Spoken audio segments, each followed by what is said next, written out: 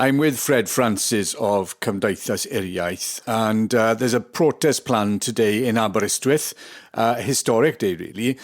Fred, what you're asking for is really for the government to go further than just restraining the worst effects of an excess of second homes and Airbnbs and commit to a Property Act for Wales, giving local authorities and the community control over the housing market and land. That's your aim. Can I just ask you a couple of questions based on that now, just to get off on the sort of where we need to look at and maybe investigate some of what you're asking for. If we look back through history, we see that Wales was a land looked after by tribes. Yes, we'll accept that. There was a value on land even then. Fast forward today and we see huge swathes of land owned by a small number of people, much the same in Scotland. We live in a capitalist society. Land and property is a good investment. A lot of Welsh people have become rich on the back of it. Farmers in the 80s started selling disused barns for conversions, and it sent property prices reeling. We have to have tourism. People have to be able to make money. Is this a case of those without that fighting back, or are there deeper reasons for your protest and your campaign? The two basic reasons for the campaign. One is the future of Welsh communities. Back in 2012, we launched a new version of Tynged whereby we said that the future of the Welsh language depends on the future of Welsh communities, and that community life must survive for the language survive. Otherwise, it's just a paper exercise. It'll survive just like Latin and as a minority culture. We want Welsh to survive now as a living culture, a living language, and the key to community life. So for communities to be sustainable and to survive, they must have control over their land and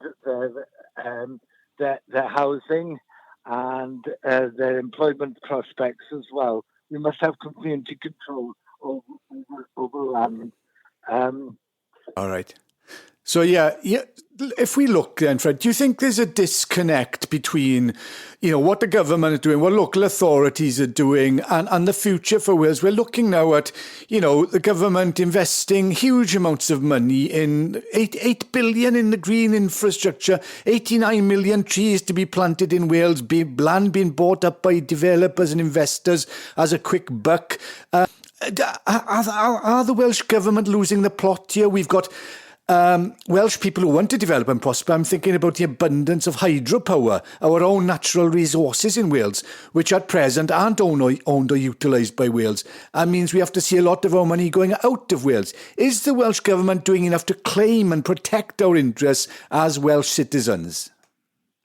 The danger always is that so many of these projects can become vanity projects. Yeah. Or at their simplest, they're just tick box exercises, whereby they say that an aim has been achieved through a certain course of action, and that's proclaimed with fanfare. For something to be successful and sustainable, it must be built from the community level upwards. Yeah. This is why we're asking not for the government to announce a big fanfare that they have a multi-million pounds scheme to provide housing for local people, but rather to give the power to the local authorities, who would then look at the micro level at the needs of every community, see where and exactly where housing is required for young local people, what sort of housing, what sort of locations, to set up the anti-Thatcher cry of a right to rent. Not a right to buy, a right to rent, whereby a local authority would need then to purchase housing to rent to families. And the so-called free market is free only for those who have the capital resources. Yeah. It excludes everybody else.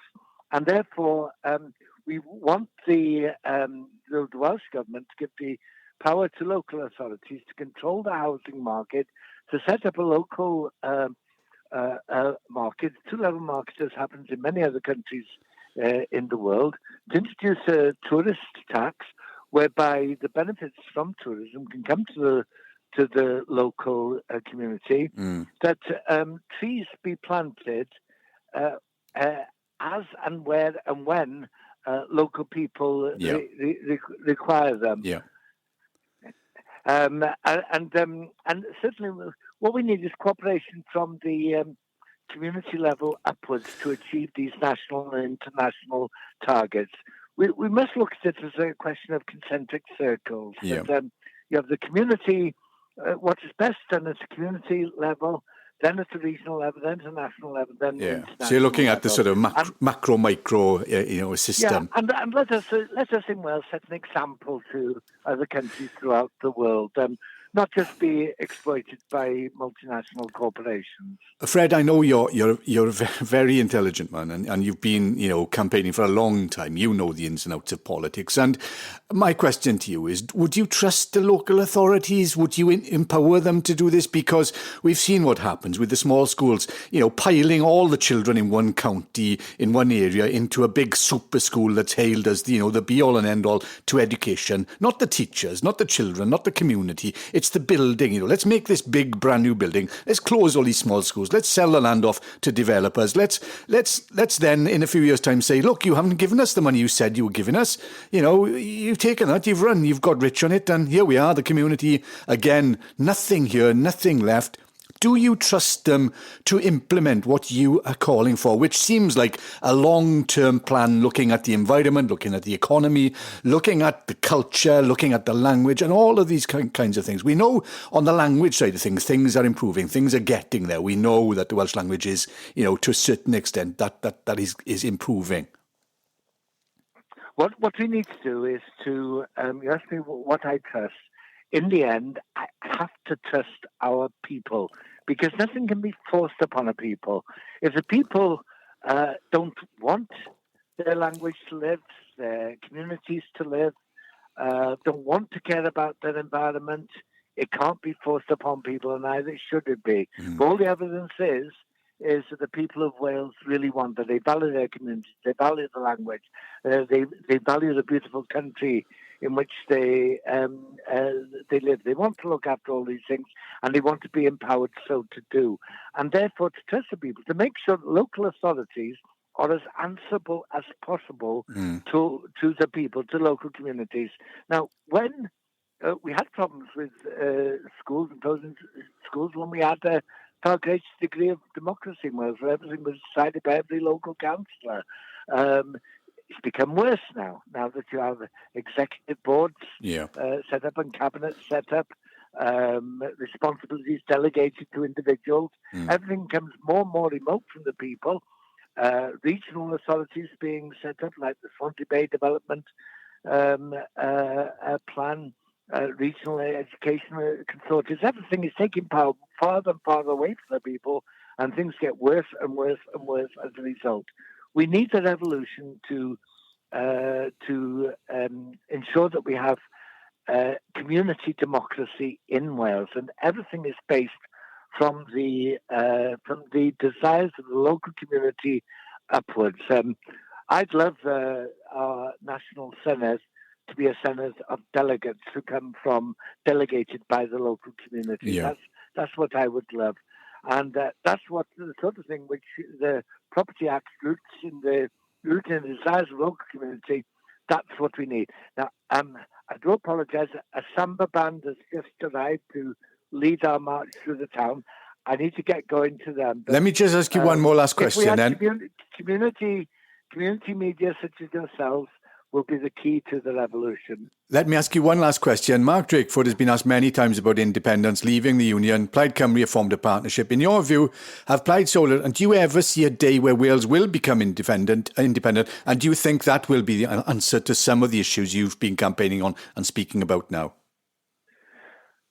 Yeah, that could well happen. The problem is that the whole idea of independence might deteriorate to be a constitutional removal ban down the M4, just setting up a lot more constitutional power in Cardiff Bay.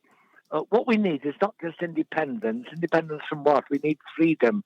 Freedom for every community to be done on a community level, on a regional level, on a national level, and then let Wales have its voice in the world and campaign for peace and justice in the world. We really need a voice like Wales. OK, diolch yn fawr, Ffred. Diolch. OK, diolch. Sorry, it's all right. Ta-ra now. Ta-ra now.